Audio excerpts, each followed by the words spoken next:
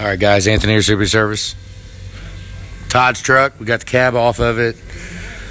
We are going to need some cab mounts. I haven't put the lights up. We're getting ready to power wash and clean it all up. But his cab mounts, bottom ones are gone. He's going to need a couple of them. These are shot to. Now, a good theory and opinion is that when the front cab mounts are bad, that contributes to radiator failures. Now, it's just an opinion. Who knows? But they're not looking so hot. That one's not too bad. That one's freaking shot. I mean, so maybe the middle ones will be the only ones to stay. I mean, but then that leaves the question, do we just go ahead? That way everything is at the same height because these have been smashed. We put new ones on here. They would not have been smashed. They're shot. So, I mean, those middle ones don't look too bad. Those are actually rubber, though. These are that funny compound stuff they make. They just look like crap. We do have your fuel tank in the back is leaking. See it all wet. Put a drain pan down here to catch it. What we might do is hook some power up to the pump and physically pump that tank out because it's, yeah, we cleaned the fan stator. We've got some of the parts off to make power washing more productive, but we're getting ready to go ahead and clean everything.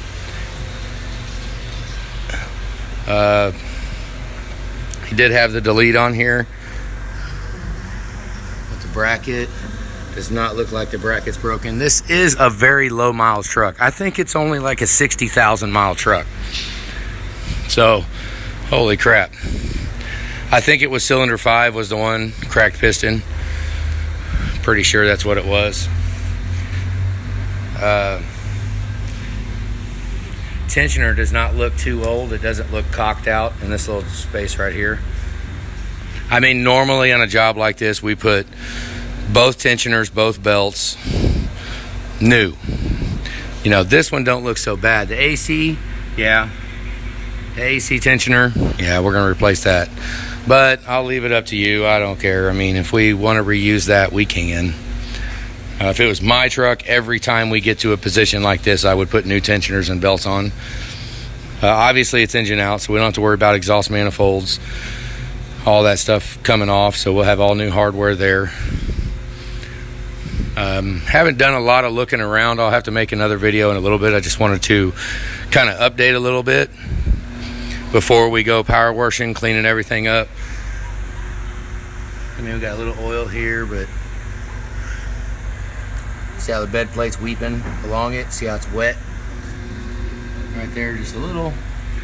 I mean, not horrible, not catastrophic.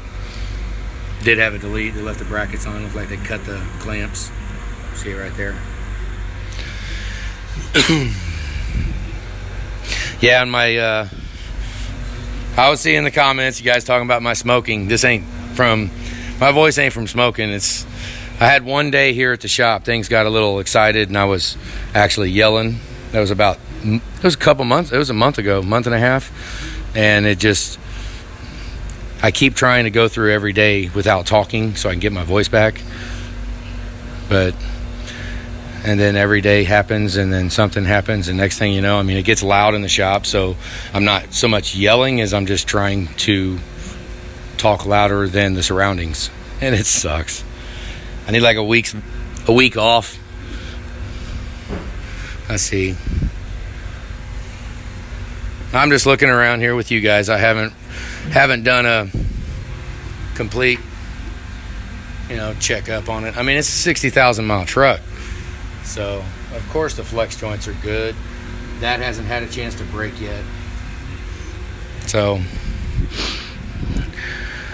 that's about it. There's a lot of corrosion and stuff.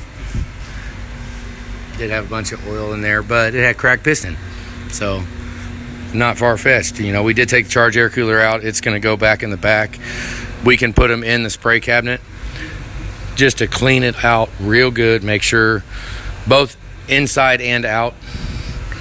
We don't want Of course, I mean, because when you have a cracked piston, it's not far-fetched. 6.4 is a little better because the outlet of the charged air cooler is at the bottom.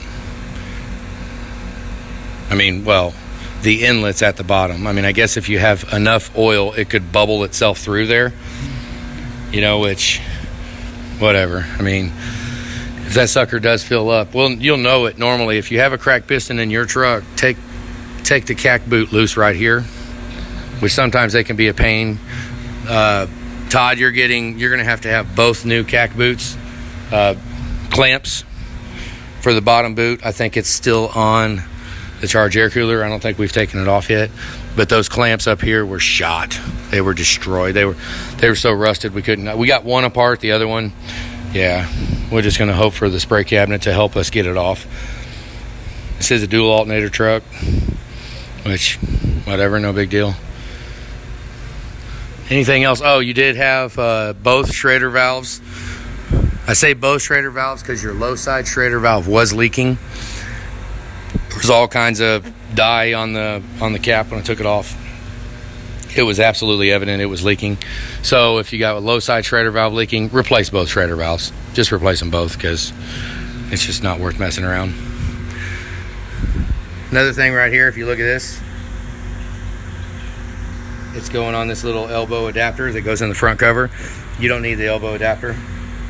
Those of you guys, when you take these apart, put this plate right inside the front cover and eliminate that connection. Quick and easy, no sweat.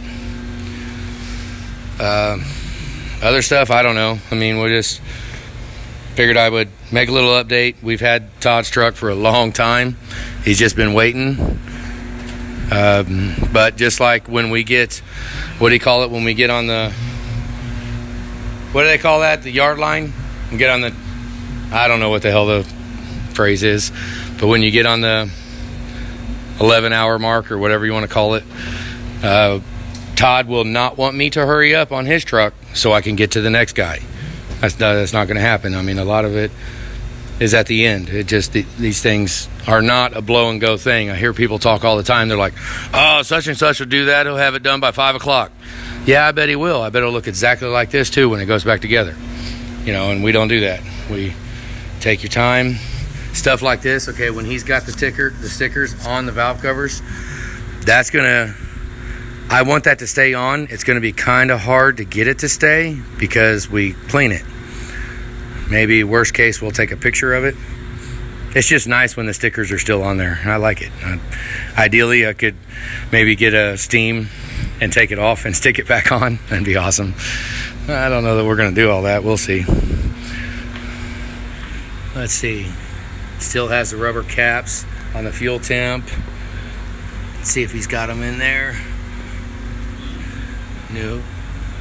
Just looking for the other caps. The rubber grommet's still on there, but look, the entire boot is gone on the right-hand side injector connector harness. There's a big boot. Let's see if this one has it. Wow, they're both gone. Huh. On a 60,000 mile truck, that means they've been into it. Somebody, well, obviously it had the coolers taken off. Maybe they took all that off, and maybe that's some kind of modification people like to do, is cut off the boots because they're gone.